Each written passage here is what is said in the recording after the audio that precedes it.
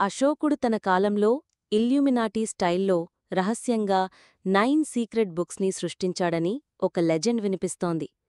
Mirai movie trailer drop అయిన తర్వాత చాలామందికి అర్థమయ్యుంటది.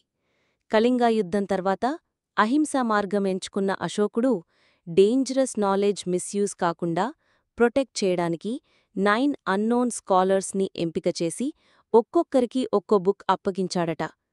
ఆ బుక్స్లో ఏమున్నాయంటే, మొదటి బుక్ మొత్తం ప్రాపగాండా సైకాలజీ గురించే, బేసికలీ మైండ్ కంట్రోల్ ఆర్ట్.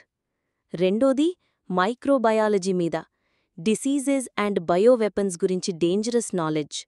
మూడోది ఆల్కమీ అంటే మెటల్స్ని మార్చడం. నాలుగోది కమ్యూనికేషన్ అండ్ లాంగ్వేజెస్ మీద, సీక్రెట్ సిగ్నల్స్, కోడ్స్ డీకోడ్ చేయడం. ఐదోది గ్రావిటీ అండ్ లెవిటేషన్ గురించి. ఆరోది లైట్ అండ్ ఆప్టిక్స్ అంటే బేసికలీ ఎనర్జీ ఎలా వర్క్ అవుతుందో. ఏడోది కాస్మాలజీ, స్పేస్, టైమ్ మిస్టరీస్.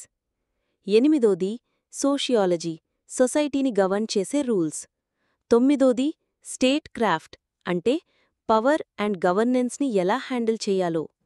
మొత్తం మీద ఇవన్నీ కలిపితే డేంజరస్ నాలెడ్జ్ కానీ రైట్ హ్యాండ్స్లో ఉంటే మ్యాన్ కైండ్కి ప్రొటెక్షన్, లేకపోతే డిస్ట్రక్షన్. మరి మీరేమంటారు?